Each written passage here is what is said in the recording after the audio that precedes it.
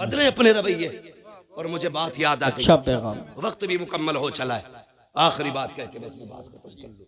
अल्लाह आपको सलामत रखे। और बोलिए। सुने बहुत गौर से, बात पुरानी है लेकिन बरमहल कह रहा हूं जी इरशाद। बहुत गौर से मेरी बात सुने। कभी कभी ना बेटियां वो कर देती हैं जो बेटे नहीं कर पाते। कभी कभी बेटियां वो कर देती हैं जो बेटे नहीं कर पाते हैं। अगर आप सोचे कि मैं बेटों की बुराई कर रहा हूं तो मैं भी बेटा हूं, आप भी बेटे। मैं रवैये बता रहा हूं, जी जी जी। रवैये बता रहा हूं। वरना बेटा तो अब्दुल कादिर जिलानी जैसा हो तो लाके दिखाओ। सुभान अल्लाह।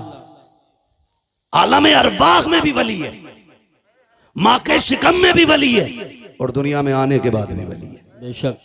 जिसके तीनों दौर विलायत के, मगर प्रदेश जाते जाते माँ ने हाथ फैला दिया।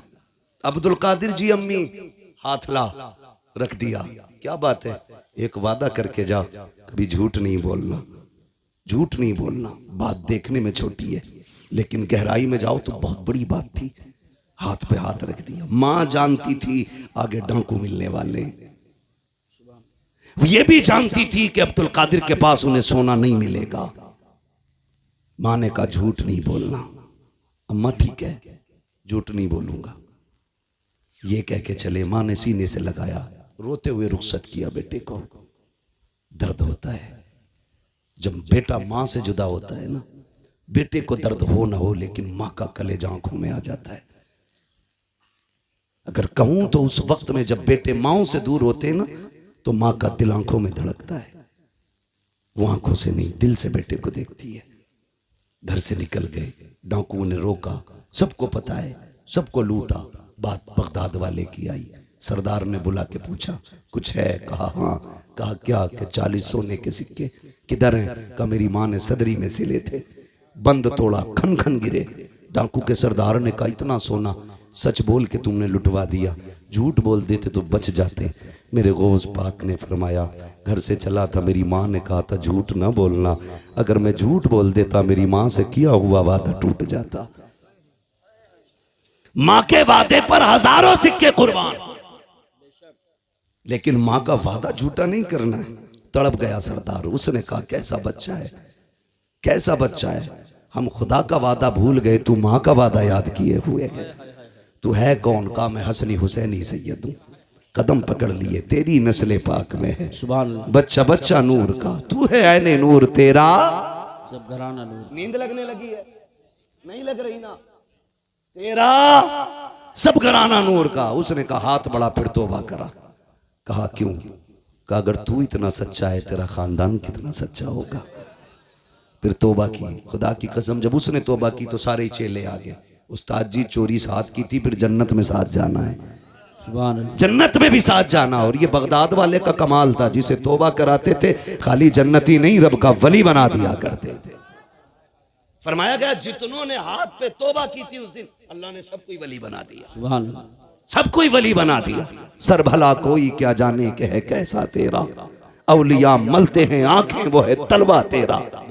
अलहमा कहर है गौस वो तीखा तेरा, मर के भी चैन से सोता नहीं मारा तेरा। चलूं आगे तो ख्वाहिश है। और बोलिए। कभी कभी ऐसा होता है, थके तो नहीं है? देखो एक मसला सुनना है तो सब बोलो के लिए। सुभान अल्लाह बोलो, हाथ उठा के सुभान। मैं आपकी मोहब्बतों पे कुर्बान जाऊं। मुझे प्रधान जी ने बताया और हमारे अब्दुल रऊफ भाई ने बताया कि पूरे गांव को बड़ी बेकरारी से इंतजार था। तो मैंने कहा प्रधान जी आज रब ने आपके दस्तरखान पे टुकड़े लिखे थे, आ गए। फर्क इतना है दस्तरखान तुम्हारा है, रिस्क हमारे हिस्से का था, बेशक खा लिया है। ठीक है जी, तवज्जो है सारे लोगों की। मैं थोड़ी देर बढ़ा दे रहा हूं बात, अल्लाह आपको सलामत रखे। मसला ये भी है प्रधान जी कि मुझे कल भी कहीं बोलना है, किसी को इतना न चाहो कि दम निकल जाए, है ना? अल्लाह आपको सलामत रखे। तवज्जो है सारे लोगों की। बात बढ़ाऊं जरा, कह दें या रसूल अल्लाह। मैं बात अर्ज कर रहा था कभी कभी बेटियां वो कर जाती हैं जो बेटे नहीं कर पाते। क्या आप देखें, माँ बाप बूढ़े हुए, खांसने लगे। बहू ने क्या कहा, देखो जी जब ये खांसती है ना तुम्हारी अम्मा तो हमें पलटी होती है। क्या करने का है? इनको इतनी दूर कर दो कि मुझे खांसी की आवाज ना आए। तो बेटा चूंकि आजकल है बीवी का गुलाम। मैं नौजवानों एक बात कह दूं, वो औरत जो तुम्हें तुम्हारे मां की फर्माबरदारी से अलग ना करे, उसकी इज्जत में कमी मत करना। बहुत अच्छी बात। और जो बीवी तुम्हें तुम्हारे माँ बाप से अलग करने पे तुल जाए, फिर उसके साथ कोई रहम ना करना। इसलिए कि बीवियां 1000 मिल सकती हैं, माँ बाप दोबारा नहीं मिल सकते हैं। बेशक बेशक। और मैं तो बहन बेटियों से कहूंगा, जिसकी भी बहन हो तो मेरी भी बहन हो, किसी की बेटी हो तो मेरी भी बेटी हो। मैं तो ये कहूंगा, तेरी जन्नत तेरे शोहर के कदमों में है और उसकी जन्नत मां के कदमों में है। तुझे अपनी जन्नत बचानी है ना, तो उसकी जन्नत को दूर ना करना। तू अपनी जन्नत की फिक्र कर, शोहर की जन्नत की भी फिक्र कर, वरना खुदा की कसम मां इतनी बड़ी दौलत है, जब मां चली जाए ना तो भरे घर खाली लगते हैं, भरे घर खाली लगते हैं। आसान लगता है ना, इसकी मां नहीं है कहना। कभी यतीम से पूछो माँ बाप क्या होते, कभी उससे पूछो जिसके सर पे माँ का साया ना हो, घर कैसा लगता है। कसम खा के कह सकता हूं मैं, उम्र 70 साल हो गई हो, 80 हो गई हो, बाल सफेद हो गए हो, और फिर भी पूछो अम्मा याद आती है, वो भी रो के कहेगा आज भी लगता है जैसे चौखट पे उसे मेरा इंतजार है। आज ना मैं नौजवान बैठे मेरे सामने, अम्मा कहती है ना जरा जल्दी आ जाया कर, सुन तू इकलौता है, कोई नहीं है तेरे सिवा। कहता कम भौंका कर, मैं दोस्तों के साथ था, दुश्मनों के नहीं। ये जुमले हमारे होते हैं। अम्मा को बड़ी फिक्र होती है, बड़ी फिक्र होती है औलाद की। उससे कभी गुस्से में बात ना करना यार, उसका दिल टूट जाता है। एक माँ बड़ी हसरतों से औलाद को पालती है, उसे बेवा की परवरिश का तो कोई जवाब ही नहीं। मां बन के भी हक अदा करती है, बाप बन के भी वही हक अदा करती है। कभी भी उल्टे लहजे में बात ना करना।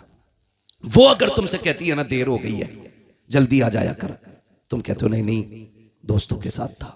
कसम खा के कहता हूं, तुम दोस्तों के लिए मां को छोड़ रहे हो, दोस्तों के लिए मां को छोड़ रहे हो आप। अल्लाह। जिस दिन मुसीबत आ गई, सारे दोस्त साइड में खड़े हो जाएंगे और मुसीबत में तेरे साथ तेरी मां नजर आएगी, बेशक तेरा बाप नजर आएगा। वो मुझे उस बंदे की बात आज तक नहीं भूला मैं, पैसे वाला बंदा, अल्लाह ने दौलत से नवाजा है। दौलत जब होती है ना, तो मैं अगर रब ने कसरत से पैसा दिया है ना, तो वो भी सुन ले जरा मेरी बात कान खोल के। फरमाया गया हर काम एतदाल के साथ करें, मियाना रवि रखे। पैसा कसरत से है तो फिर जिंदगी होटलों में ना गुजारे, और पैसा नहीं है तो फिर लान तान किसी को ना करें। ठीक है जी, आप मियाना रविश रखें, पैसा कितने भी आ जाए दरमियानी तौर पे जिंदगी गुजारें, ताकि कल अगर बुरे दिन भी आ जाए तो कोई हमें जलील ना करे, रुसवा ना होना पड़े।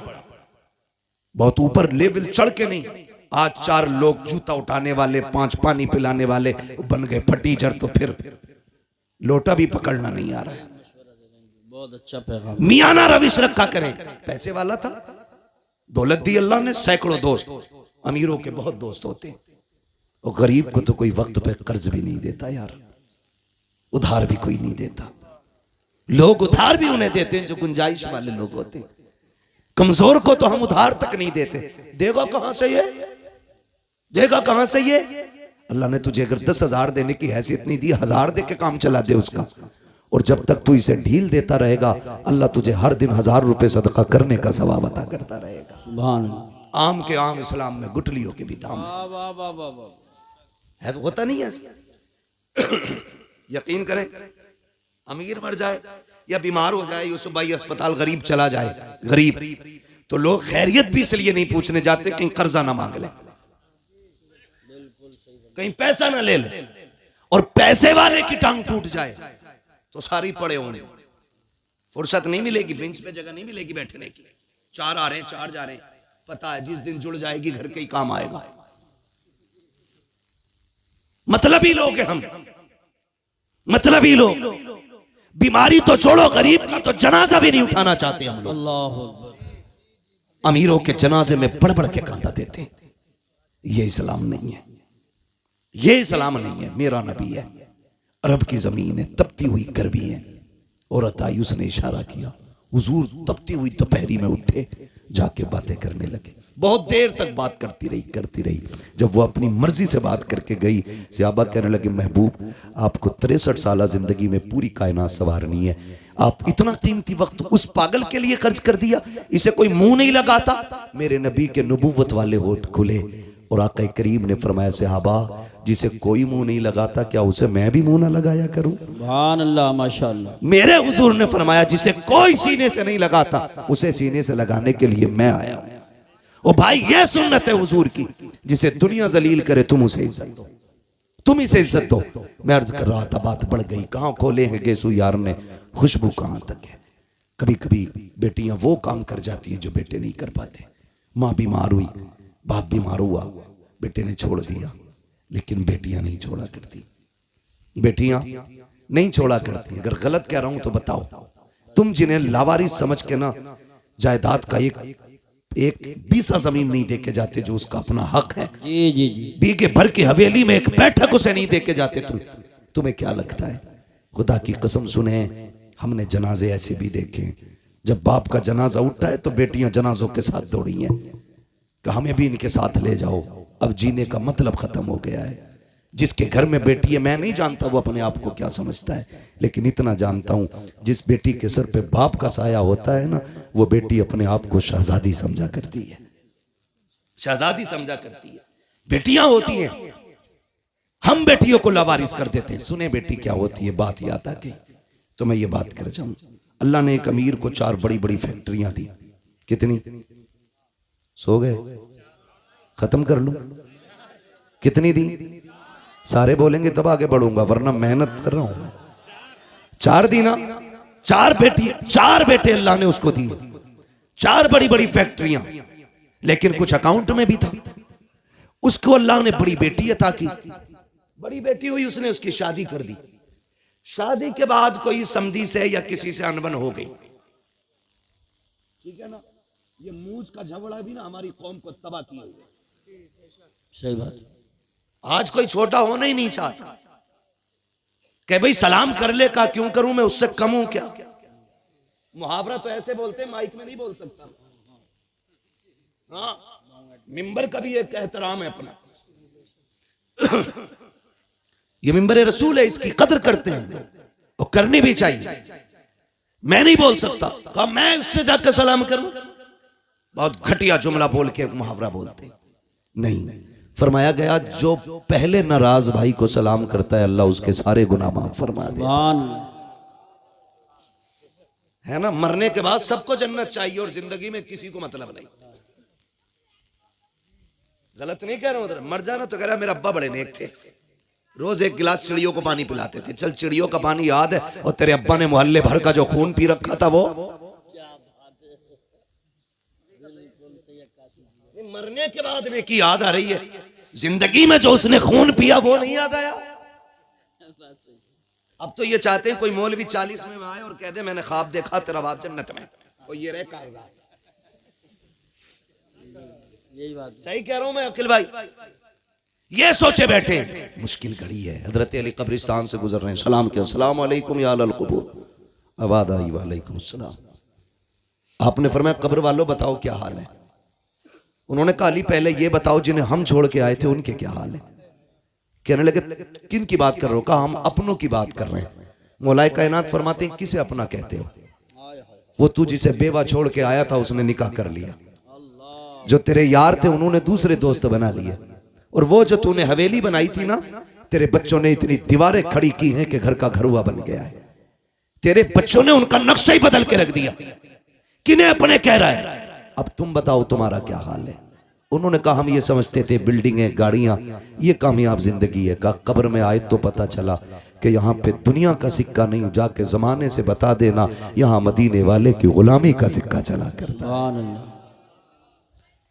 कहा, कैसा पाया? कहा, बहुत लज्जतें थी दुनिया में, लेकिन कहते हैं जब मौत का पहला झटका लगा ना, कहते हैं जो कड़वाहट मौत के पहले झटके पे महसूस हुई थी, अभी तक वो कड़वाहट हमारे मुंह से नहीं गई है।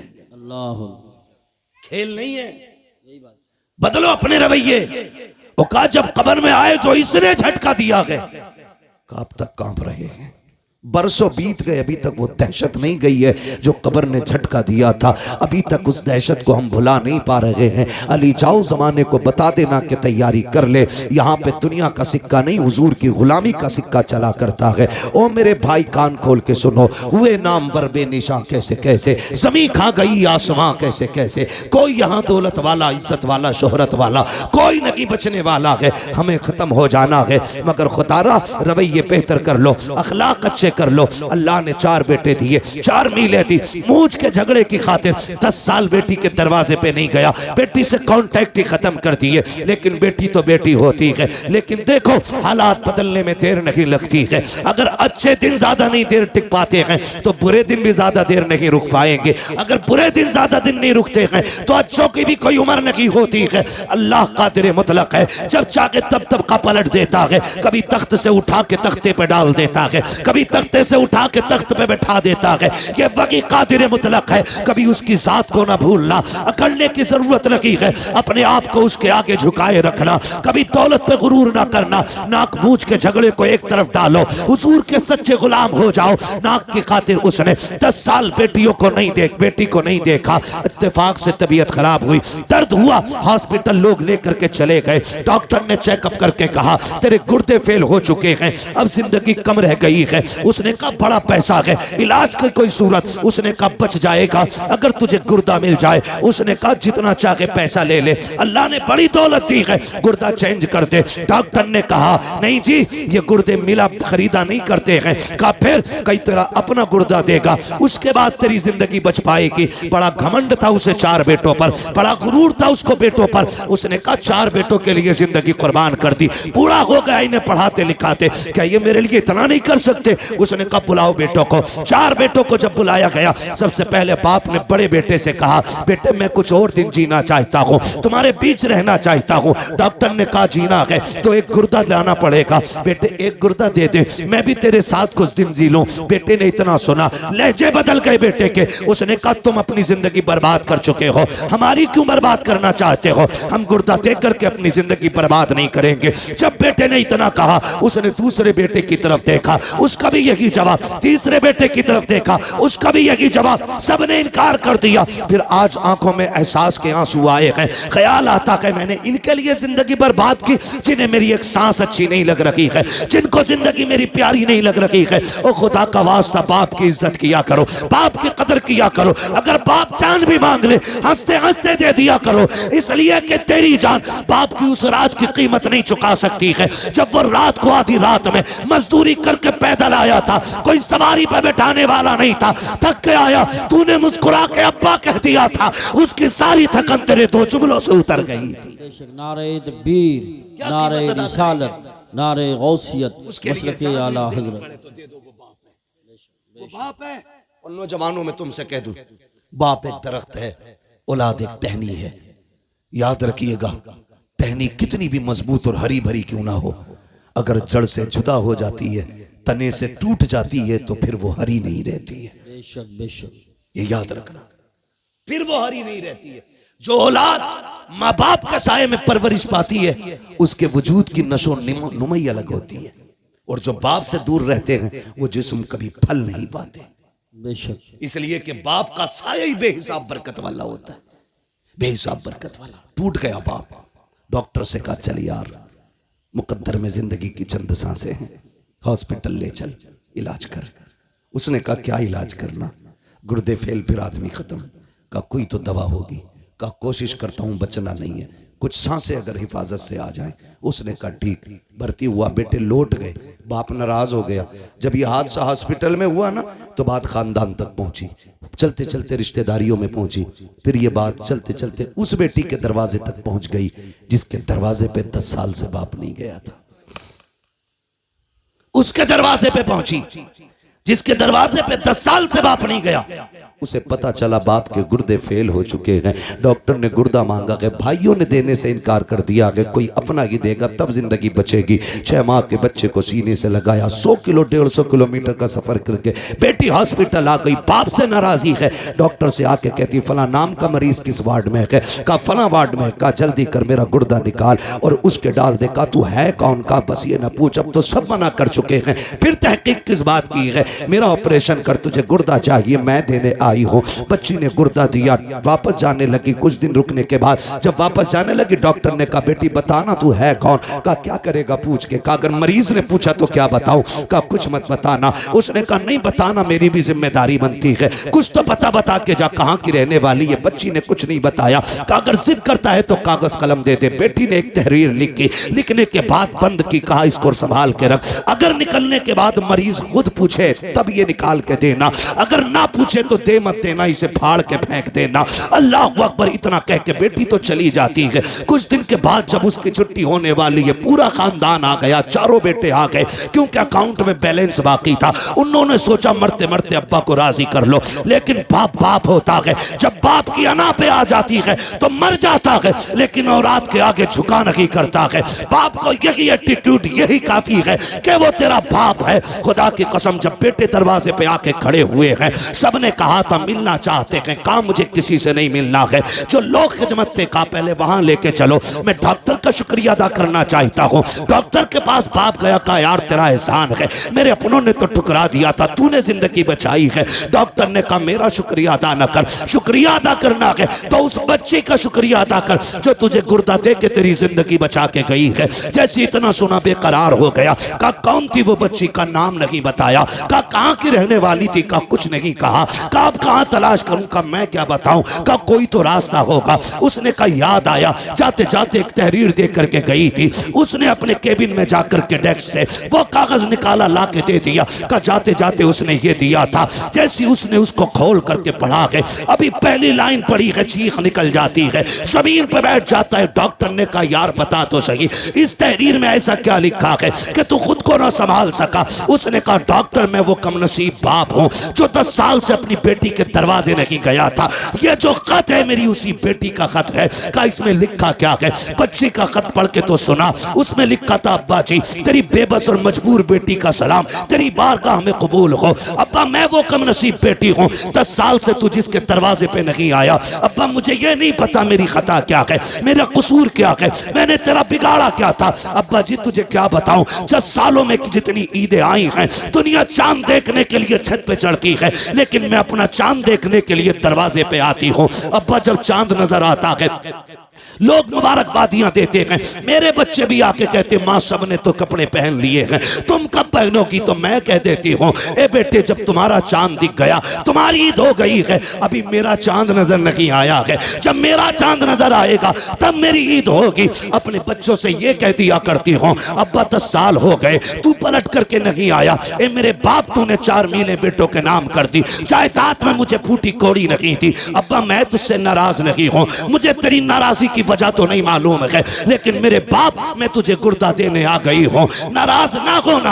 अब्बा मैं तुझे तकलीफ देना नहीं चाहती, ये जो गुर्दा दे रखी हूँ ये तुझ पे एहसान नहीं किया है मैंने। ए मेरे बाप तूने 18 साल सीने से लगा के पाल लिया था, तो अगर जायदाद न दी तो क्या हुआ, 18 साल रोटी तो खिला दी थी, 18 साल बेटी कह के आवाज तो दिया था, 18 साल तूने सीने से लगा के रखा था। ये तेरा एहसान इतना बड़ा है, अगर इसी के बदले में जान भी मांगेगा अब्बा तेरी बेटी हंसते हंसते जान दे दूंगी। मेरे बाप मुझे पता चला तुझे गुर्दे की जरूरत है, बेटियों ने बेटों ने इनकार कर दिया है। अब्बा मैं तेरी बेटी ठहरी, मैं बर्दाश्त न कर सकी, मैं तुझे गुर्दा दे करके जा रही हूँ और एहसान नहीं किया है, इसकी कोई कीमत भी नहीं मांगती हूँ। अब्बा तेरी मर्जी है, ईद पे आना या मत आना, बेटी से मुलाकात करना या ना करना। उसने आखिरी जुमले लिखे थे कि अब्बा तेरी बेटी इतना चाहती है, अगर तुम मुझसे राजी हो गया है तो इतना कर देना, जब मेरे इंतकाल की खबर तुझे आ जाए तो बेटी के जनाजे में आकर के शामिल हो जाना। इसलिए कि अब्बा अगर तू जनाजे में नहीं होगा दुनिया कहेगी ये बदनसीब बेटी का जनाजा है। मेरी ख्वाहिश तो ये है कि मेरे जनाजे में सबसे पहले लगने वाला कांधा मेरे बाप का हो, ताकि दुनिया कहे ये बदनसीब का नहीं बल्कि खुशनसीब बेटी का जनाजा जा रहा। अल्लाह अकबर। ये बेटी होती है, कभी कभी बेटे वो नहीं कर पाते जो बेटियां कर जाती है। इन्हीं बेटियों को बचाने के लिए मेरा नबी आया, इन्हीं बेटियों को जिंदगी मेरे नबी ने दी है, इन बेटियों पे एहसान है मेरे नबी का। और मैं कहता हूं मेरी बहन मेरी बेटी कभी तेरे सर से दुपट्टा उतरने लगे ना तो महबूब की गार के रोने वाली हालतों को याद कर लेना। कुछ भी याद न कर सके तो वो याद कर लेना, तू तो पैदा होते ही मार दी जाती। ये जो घर में तेरी खिलखिलाहट और तेरी मुस्कुराहट है, खुदा की कसम ये मेरे नबी के सदक़े में बची हुई है, मेरे हुजूर के सदक़े से बची हुई है। हुजूर ने कितनी इज्जत दे दी। तुझे बाप मार देता था, माथे पे पसीना तक नहीं आता था। जिस दिन से मेरे नबी ने कहा मेरी बेटी मेरे जिगर का टुकड़ा है, जाओ 80 साल का बुढ़ा भी रक्षा चला रहा है, उससे पूछना अब्बा ये उम्र लक्ष्य की तो नहीं है। वो कहेगा अल्लाह ने एक बेटी और दी है, घर में रह गई है, बस एक तमन्ना है उसके हाथ पीले कर दूं। खुदा की कसम आज 80 साल का बेटा मुस्कुरा कर लोगों का बोझ खींच रहा है, उससे पूछ क्यों खींच रहा है? वो कहेगा मेरे नबी ने कहा है जिसने बेटी को इज्जत से रुखसत कर दिया उसकी जन्नत की जमानत मदीने वाला दे के जा रहा। अल्लाह अकबर। ये इज्जत है मेरे महबूब के सदक़े में। लोगों हमें होश से काम लेने की जरूरत है। जिस नबी के सदक़े में हमें माँ मिली है, बेटी मिली है, बहन मिली है, बाप मिला है, रिश्तों की इज्जत मिली है, कदर मिली है, अपनों की पहचान मिली है, हमारे उस नबी को हमारे होते हुए कोई कुत्ता भौंक दे, हो ही नहीं सकता, हो ही नहीं सकता है। हम तो कहते हैं हुकूमत वक्त को भी दो टोक फैसला करना चाहिए। जी जी जी, दो टोक फैसला करे हुकूमत वक्त, या तो ये कहे हम इसको कैद नहीं करेंगे या सजा नहीं देंगे, और अगर मुल्क में संविधान है, अदलिया नाम की कोई चीज है, तो सबसे पहले इस कुत्ते को उठा के फांसी के फंदे पे चढ़ाओ। बेशक बेशक। इसलिए कि मैं नहीं, पूरी दुनिया, और दुनिया का सबसे बड़ा पेज गूगल, जाके सर्च करो सबसे अच्छा इंसान कौन है, सबसे ऊपर लिखा जाता है, गूगल पे सर्च करोगे लिख के आता दुनिया के सबसे अच्छे इंसान को मोहम्मदुर रसूलुल्लाह कहा जाता है। सुभान अल्लाह, माशाअल्लाह। बस मजबूर न करें किसी को रोड पे निकलने के लिए, मजबूर न करें किसी को रोड पे उतर करके गुस्सा दिखाने के लिए। अगर तुम्हारे हाथ में इख्तियार है तो फिर इंसाफ करो, और इंसाफ यह है कि इस कुत्ते को उठा के फांसी तक पहुंचाओ। बेशक।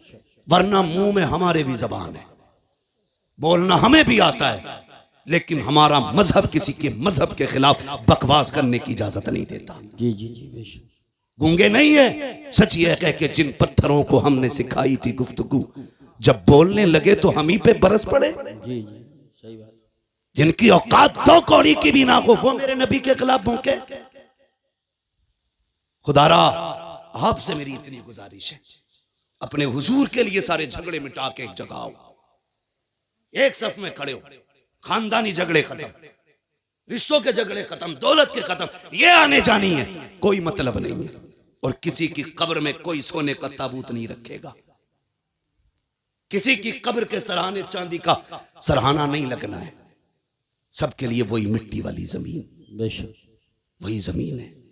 फर्क सिर्फ इतना है, जो हुजूर के लिए जिएगा उसकी कब्र जन्नत बनाई जाएगी, और जो हुजूर से बिछड़ के जिंदगी जिएगा उसकी कब्र अंधेरे का गड्ढा बनाया जाएगा। बेशक। तुम्हारे हाथ में है, कब्र अंधेरी रखनी है कि रोशन रखनी है। मशवरे के तौर पे मैं ये कह के जाऊंगा, ज़मीन मैली नहीं होती, ज़मन मैला नहीं होता, मोहम्मद के गुलामों का कफन मैला नहीं होता।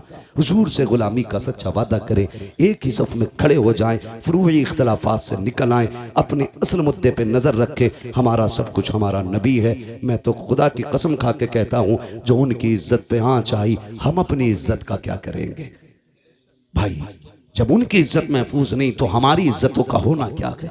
हमारी तो इज्जत भी हुजूर की चौखट से है, हमारा सब कुछ हुजूर से है। नौजवानों, अपने महबूब के लिए आवाज़ उठाना हमारा हक है।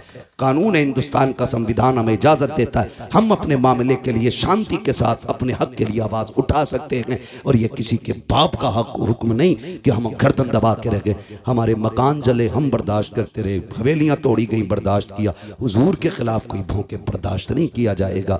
इसलिए कि सब कुछ हमारा हमारा नबी है, सब कुछ हमारा है। मेरे इमाम ने कहा था, ज़मीन व ज़मा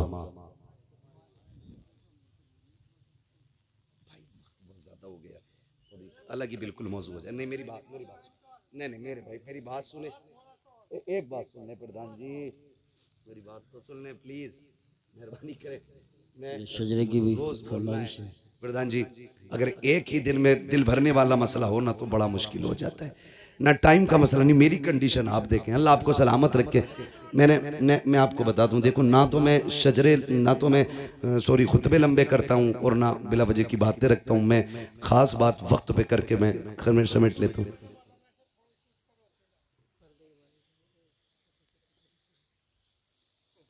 ये मौजूद पहले दे दिया करें तो जरा वक्त में सब कुछ निपटा लिया जाए। अगर धीरे धीरे ऐसी होने लगा तो फिर असल में फिर एक तसलसल जब बरकरार रहता है ना तो फिर बोलने में भी अच्छा लगता है, और तसलसल टूट जाए ना तो फिर बात में भी वजन नहीं होता। मैं आपसे बस इतना अर्ज करूं, अल्लाह आपको सलामत रखे, दीन पे मजबूती से कायम रहे।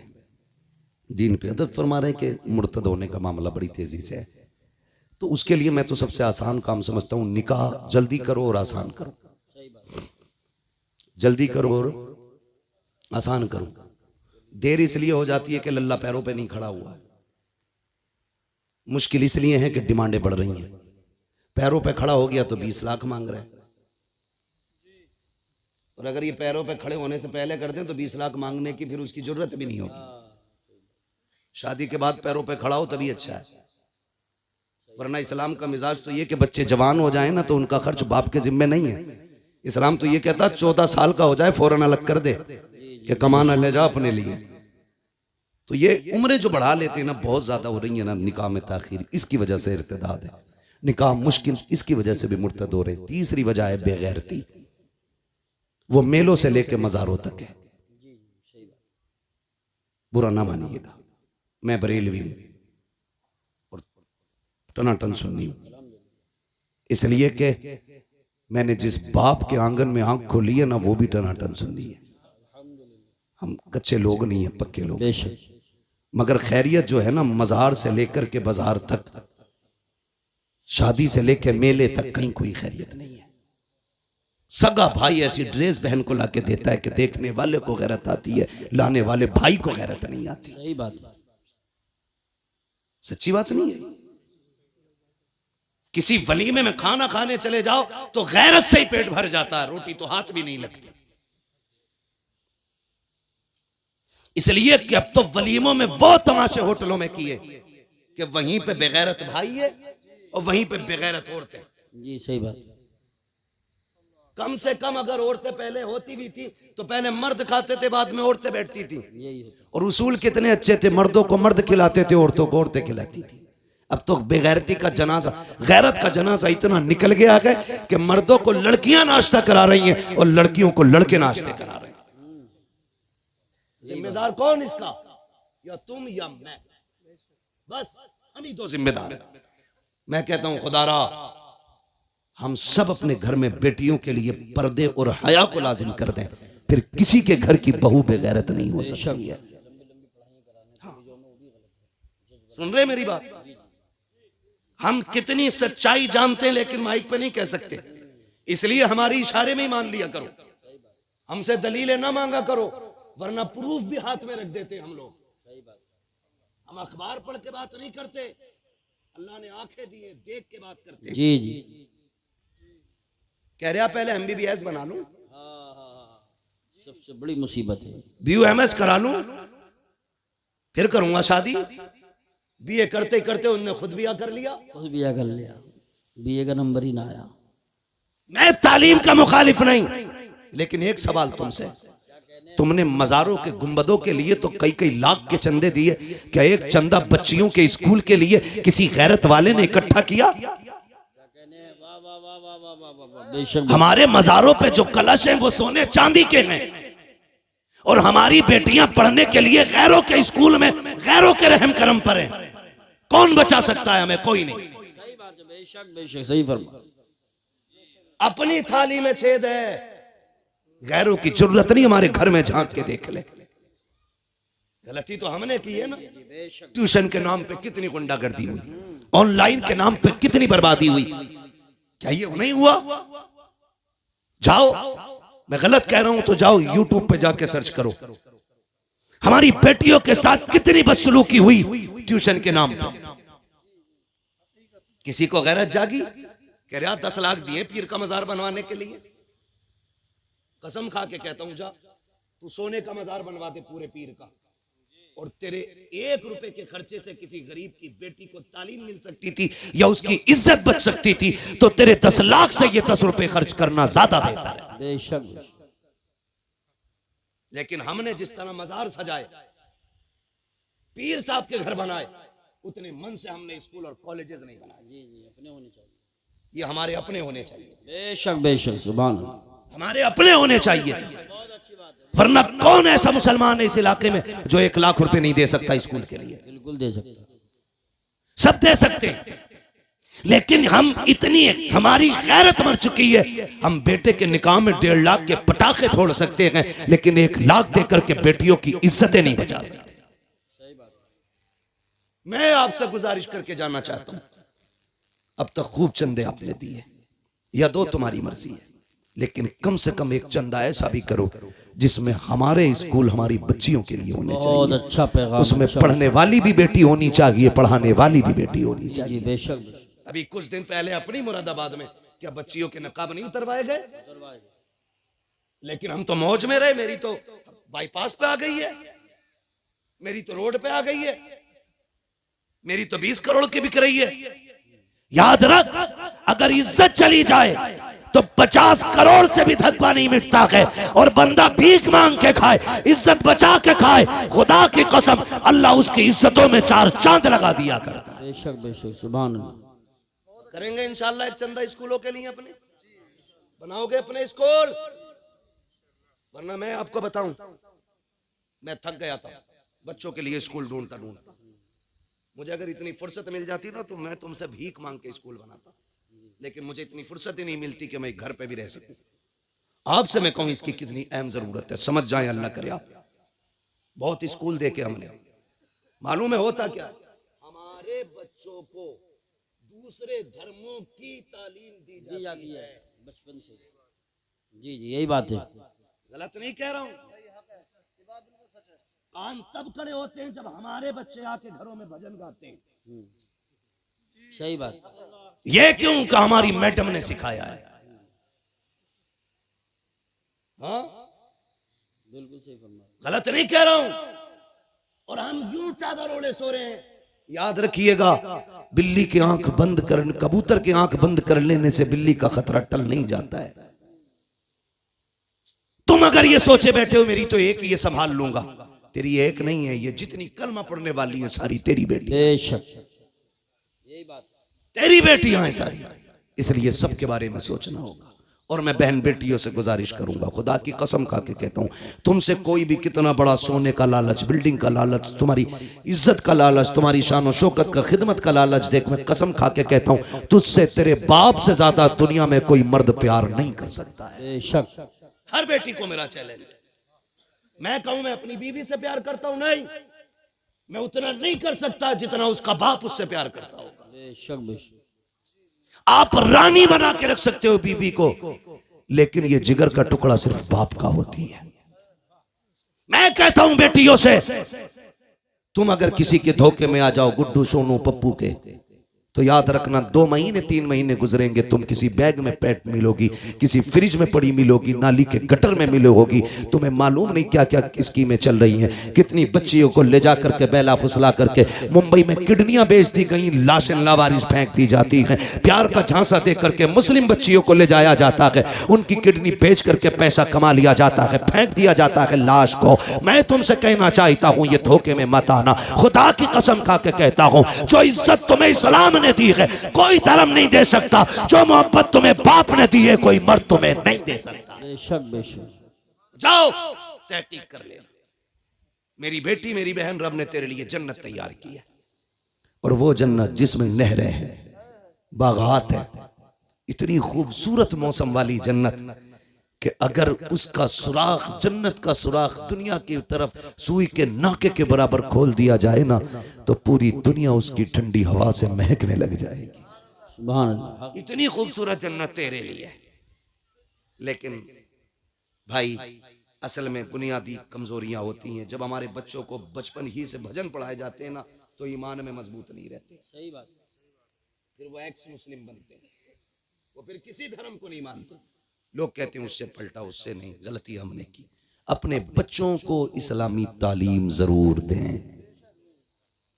भले ही 6 महीने के लिए मदरसा छोड़ें, दाल खिलाएं मदरसे की। मैं गारंटी के साथ कहता हूं, जो बच्चा 10 महीने मदरसे की दाल खा लेना वो मर जाएगा, लेकिन हुजूर का दीन नहीं छोड़ेगा।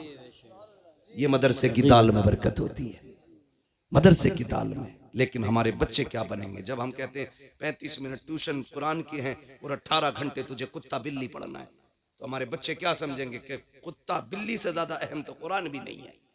यही बात। जब बच्चों से हम कहेंगे सुन, कुत्ता बिल्ली आए ना आए, रब का दिया हुआ कुरान जरूर आना चाहिए, तो फिर वो आखिरी दम तक उसकी तालीम याद रखेगा। आखिरी दम तक बच्चों को कुरान पढ़ाएं, दीन पढ़ाएं, अपने स्कूल अपने कॉलेजेस बनाएं, अपनी बेटियों की इज्जत के मुहाफिज खुद बने। निकाह सस्ते करें, आसान करें, जल्दी करें, जल्दी करें। एक बात याद आ गई, कह दूं, आपने इतना टाइम अपनी मर्जी से लिया, आप 2 मिनट मेरी मर्जी से भी ले लें। जी जी इरशाद। मैं आपसे बस इतना कह जाता हूं ना, कई बार ना होता क्या है, कई बार होता ही है यूसुफ भाई, बराबर का रिश्ता ढूंढ रहे अब्बा, बराबर का नहीं मिल गया। लड़की की उम्र 25 हो गई, अभी बराबर नहीं मिला है। 25 से 30 आ गई बच्ची की उम्र, अभी बराबर का नहीं मिला है। वो बेटी है, तुझसे कह नहीं पाती है, तू उसकी जिंदगी के साथ खिलवाड़ कर रहा है। अल्लाह ने उस पे गैरत के पर्दे डाल रखे, वरना जो सितम करते हो ना बेटियों के साथ बराबरी के चक्कर में, उम्रें गुजार देते हो बेटियों की, इसका हिसाब बड़ा मुश्किल पड़ेगा, इसका हिसाब बड़ा मुश्किल पड़ेगा। का नहीं, दामाद ऐसा होना चाहिए कि लोग देखें फलां का दामाद आया। अभी नहीं देखेंगे, अलबत्ता मरेगा ना तो सब देखेंगे कि किस हाल में जा रहा है। दामाद ऐसा मत देख कि लोग रास्ते खाली कर दें, दामाद ऐसा देख अगर मरे तो लोग बढ़ बढ़ के कंधा दें, बढ़ बढ़ के कंधा दें। ये असल इज्जत होती है, क्योंकि खुदा की कसम लहद में इश्क रुखे शह का दाग लेके चले, अंधेरी रात सुनी थी चिराग लेके चले, तेरे गुलामों का नक्शे कदम है राह खुदा, वो क्या भटक सके जो ये सुराग लेके चले। इसलिए आपसे गुजारिश है, बराबरी के चक्कर में बच्चियों की उम्र जाया ना करें। अगर आप सिर्फ इस पे कंट्रोल कर लें, वक्त पे बच्ची और बच्चियों की शादियां करने लगे, तो बहुत सारी बुराइयों का दरवाजा बंद हो जाएगा। करेंगे इंशाअल्लाह। लक़द कान लकुम फ़ी रसूलिल्लाहि उस्वतुन हसना, मेरे महबूब की जिंदगी आपके लिए बेहतरीन नमूना है। बेटियां पर्दे को लाजिम कर दें, मर्द हया को लाजिम करते हैं। शादी ब्याह में बच्चियां ले जाना जरूरी नहीं है, जो काम मर्दों के करने के वो मर्द करें, जो बेटियों के करने वो बेटियां करें। बारातों का इस्तकबाल, जूस का गिलास, दूध का डब्बा बंद करिए। कोई लुल्ल लंगड़ा नहीं आया है जो इसे तू खिलाएगी तो खाएगा। अल्लाह का शुक्र है दौड़ दौड़ के निकाह कर रहा है, तो ये भाग के लूला लंगड़ा नहीं है कि अपने हाथ से पिला रही है। गैरत वाली बन। सुनो, जिन मर्दों का इस्तकबाल औरतें करती हैं वो मर्द नहीं, वो हिजड़े होते हैं। और जिन मर्दों का इस्तकबाल मर्द करें वो मर्द हुआ करते हैं। और जिन औरतों को मर्द खिलाते हैं वो गैरत वाली नहीं, बेगैरत होती हैं। उनकी गोद से हाफिज कारी सलाहुद्दीन नहीं आते हैं, डांसर पैदा होते हैं, शैतान पैदा होते हैं। बेटियां गैरत वाली होती हैं तो फिर औलाद भी इज्जत वाली पैदा हुआ करती है। बेशक बेशक, सुभान अल्लाह। करेंगे इंशाअल्लाह, ऐसा इंशाअल्लाह वादा करें इंशाअल्लाह। नबी के दीन पर मजबूत रहिएगा, मजबूत रहिएगा। और ये कभी ना सोचिए हालात खराब हैं, इसे खराब नहीं कहते। इससे ज्यादा हालात तो तब खराब थे जब खाली 39 लोग ईमान लेके आए थे। जी जी बेशक, इससे ज्यादा खराब थे, इससे भी ज्यादा खराब तब थे जब 313 बदर में उतरे थे। हमें हालात से न डराना, हम मौत की आंखों में आंखें डाल के बात कर सकते हैं, इसलिए कि हम जानते हैं हम यहां जीने के लिए नहीं, हम हुजूर के नाम पे मरने के लिए आए हैं। जिन्हें जिंदगी प्यारी है वो जिंदगियों में रहे, अल्लाह हमें हुजूर की गुलामी में रखे। उससे बेहतरी जिंदगी नहीं हो सकती जो हुजूर के नाम पे कुर्बान हो जाए, हुजूर के नाम पे कुर्बान हो जाए। सारे वादा करते हैं वफा करेंगे हुजूर से इंशाअल्लाह। इंशाअल्लाह वादा करें, सारे लोग करें वादा, जितने लोग करते हैं वफा करेंगे हुजूर से। हुजूर की वफा की पहली बुनियाद यह है हम आपसी इख्तिलाफात खत्म करेंगे इंशाअल्लाह। इंशाअल्लाह वादा करें इंशाअल्लाह, एक दूसरे को माफ करेंगे, एक दूसरे से माफी मांगेंगे। अल्लाह ताला हमें हमारे वादे पे कायम रखे। लक़द कान लकुम फ़ी रसूलिल्लाहि उस्वतुन हसना, मेरे महबूब की जिंदगी आपके लिए बेहतरीन नमूना है। हुजूर के तरीके पे जियो, ये भी कामयाब जिंदगी, वो भी कामयाब जिंदगी हो जाएगी। बस जो हुए गलत उनको माफ फरमाए रब्बे कायनात। जिंदगी ने दिया साथ, फिर होगी मुलाकात। चमन रहा फूल खिलेंगे, जिंदगी रही फिर मिलेंगे, मुसाफिर हैं हम भी, मुसाफिर हो तुम भी, किसी मोड़ पर फिर मुलाकात होगी। फकीरान आए सदा कर चले, सदा खुश रहो ये दुआ कर चले। सारे लोग कलमा शरीफ पढ़ लीजिए, ला इलाहा इल्लल्लाहु मुहम्मदुर रसूलुल्लाह, अस्तगफिरुल्लाह रब्बी मिन कुल्लि ज़ंबिन व अतूबु इलैहि। अस्सलामु अलैकुम व रहमतुल्लाहि व बरकातुहू।